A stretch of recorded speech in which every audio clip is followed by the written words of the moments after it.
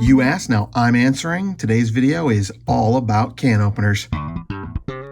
In order to assess the intercompatibility of the different parts from different plier-based multi-tools, I've got a can opener as an example of each of the plier-based multi-tools we sell at multipartstore.com. Now, the first thing we can do is eliminate some of the duplicates. So these two here are going to be the Surge and the Super Tool 300. Those are going to be identical can openers, so we don't need to even look at that. And that's going to be their locking geometry is going to be exactly the same. Their pivot's going to be exactly the same, so we can just completely get rid of that. Same thing here with the rebar and the wave. Same with the charge, that would be in that group as well. Those we can just completely get rid of. And then finally here we've got the arc and the free P4. Those are identical, so all of your free series tools are going to be completely compatible. So what that leaves us with is the Surge / Super Tool, the wave / rebar, the Sidekick Wingman, the free arc, the MP600, the Gerber truss and suspension lines. This is the SOG Power Lock, and this is from the Power Access Deluxe. So those are going to be the tools that we're looking at today. And like I said, certain ones will stand in for additional tools. Like I said, the wave will also stand in for the charge tools. But this will give us an idea of what is compatible with what. When we're looking at intercompatibility, there's going to be 4 primary areas of concern that we're looking at. First is going to be pivot diameter. Then we're going to look at the thickness of the tool to see whether it's going to fit in the frame that you're using. Third, we're going to be looking at the locking geometry. Now, that's kind of the most complex part. And fourth, there's going to be what I call wild cards. Wild card! We'll get to that in the end. So those are the 4 things that we're looking at. We're going to go through all of these and kind of figure out where they fit into that spectrum. When it comes to pivots, the Power Access is going to be kind of a black sheep. Now, this is a larger pivot diameter, similar to most of these, except it's going to be even larger. So that's a 5.1 millimeter is what I'm getting right now. If we go over to the Surge, which is an even bigger tool, we're going to be at 4.9. So about 0.2 of a millimeter shy. And in my testing, I do have extra pivots for all of these tools. Almost all of these larger ones are going to be intercompatible except for the Power Access. So you're going to be able to swap in, as far as the pivot goes, anything from your Gerber tools, your SOG Power Lock, or your Leatherman tools. The other exception being, of course, the Leatherman Free and Arc series. Anything on that free technology is going to be that, I think it's a 3.3 millimeter pivot diameter, just about 3.2. And so that's obviously going to be a much smaller size, but those are all intercompatible with each other. We've just got these kind of 5 millimeter, pivots, 4.9 millimeter pivots. And all of those pivots will fit all of those other tools. When it comes to thickness, obviously all of these tools, or many of these tools, are going to be different thicknesses. Our thickest here today is the MP600, going to be 2.5 millimeters almost. If we go down to the Free series, we're all the way down at 1.7. So quite a significant drop in thickness. When you're looking at tools you're swapping, all you really need to make sure is that the tool you're swapping in is thinner than the tool you're swapping out. Obviously, just so that they fit within the frame. Now, sometimes there's spacers and you can remove. And if you do end up with not enough thickness, you can always grab one of our spacer packs over at multipartstore.com. This is a 5 millimeter pack, which fits all of these tools except for the Free series and the Arc. But that'll give you additional spacers in varying thicknesses. This particular one goes from 0.1 millimeter to 0.1 millimeter to 1 millimeter. So you can mix and match to fill any gaps you have left over after you swap in the part. Now, locking geometry is going to be one of the more complex issues to determine when you're looking at this problem. Now, when you look at something like, let's say the Arc can opener compared to this, the MP600 in my right hand, if we were to overlay, I mean, you can tell that those are not compatible. I mean, you don't even need to overlay them.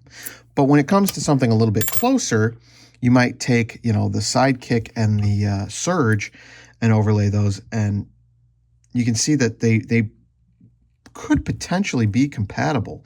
What you may need to do is grind away some excess on that surge to make it compatible with a Sidekick. Now, I've taken a look at a few common examples. Really, we need to kind of come up with either a data table or some sort of overlay tool to be able to compare and contrast in real time. But we don't have that today. What we have today is some mock-ups that I've done. So here is a surge can opener on a wave, and that does not work. The locking geometries are similar, but it is not going to give you enough room to clear that lock to close the tool. So that is stuck open. When we go the other way, however, here is a wave can opener on a surge, and you've got a little play. Obviously, there's no other tools in here, so you're going to have more play than you would normally. But that does theoretically function pretty okay. So those are two common swaps that you can do. And if you're willing to grind at the surge tools, you can make them fit in a wave or rebar. The third kind of in that grouping would be the Sidekick, which I've got here.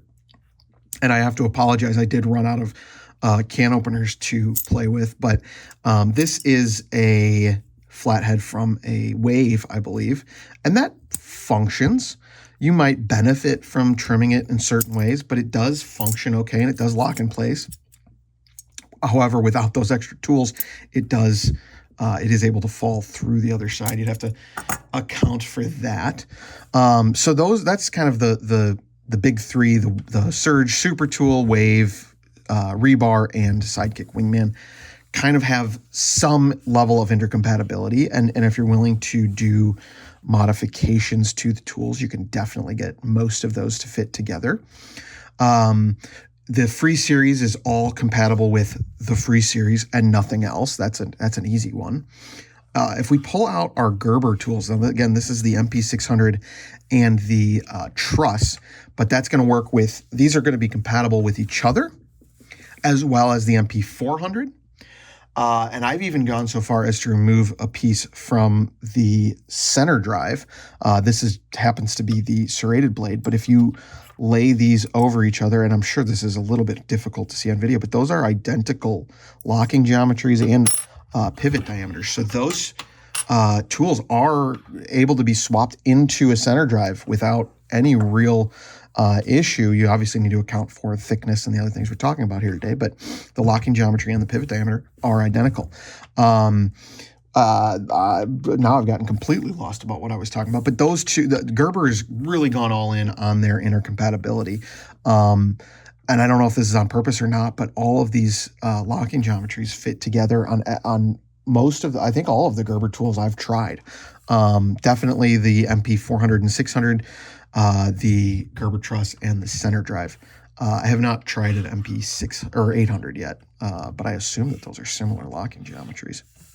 And then we come to SOG, which again, black sheep of the family, not compatible from a pivot standpoint, not compatible from a locking geometry standpoint, not compatible any which way.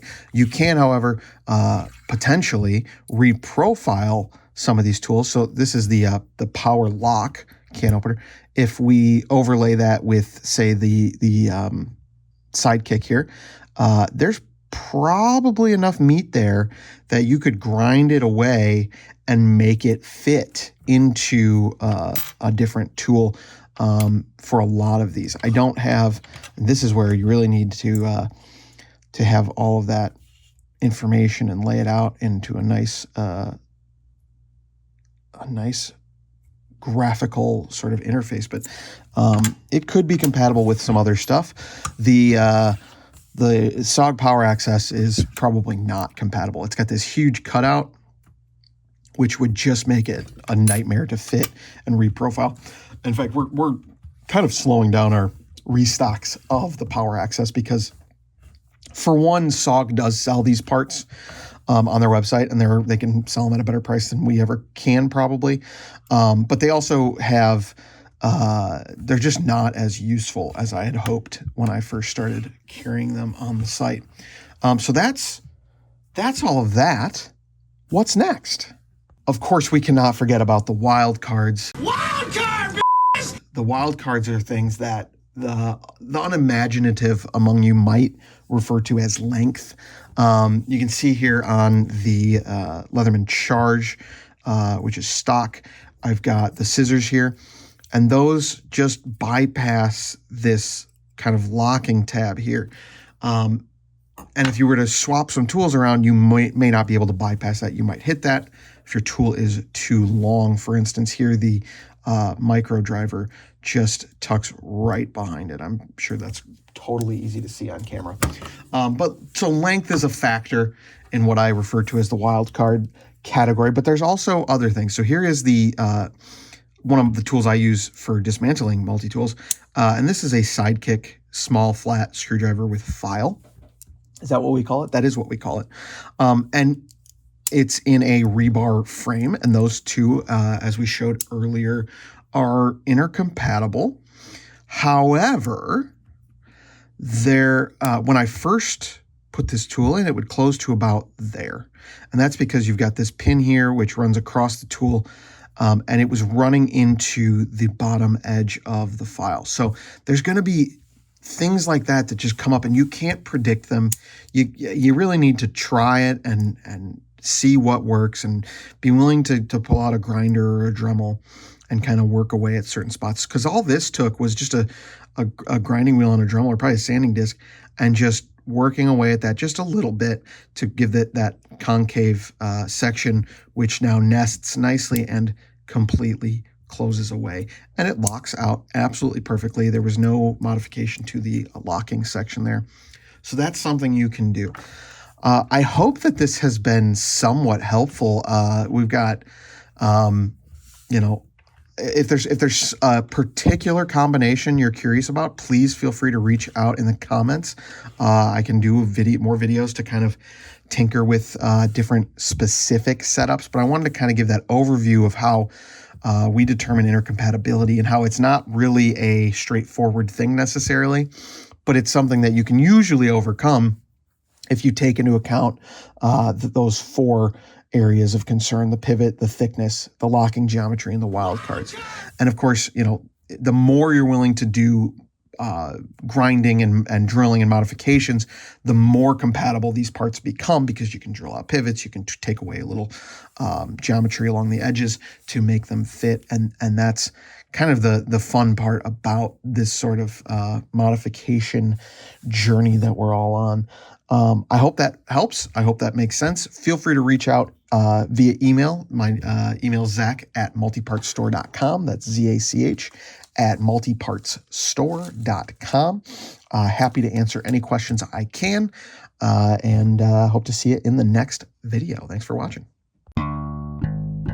Okay, that was a lot of things to put together. I hope you guys appreciate how many stupid tools I put together